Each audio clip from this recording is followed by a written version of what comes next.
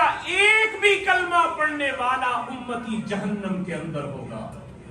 میں کب راضی ہوں گا؟ جب میرا آخری کلمہ پڑھنے والا امتی بھی جہنم سے نکال کر جنت کا حقدار بن جائے گا اور اللہ اس کو جنت عطا کر دیں گے، میں اس وقت راضی ہوں گا.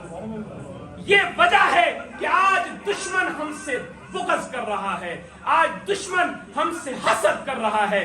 یہودی ہم سے کیوں دشمنی کر رہے ہیں؟ اس لیے کہ نبوت بنو اسماعیل کے اندر کیوں منتقل ہو گئی، بنو اسرائیل سے نکل کر بنو اسماعیل میں کیوں منتقل ہو گئی.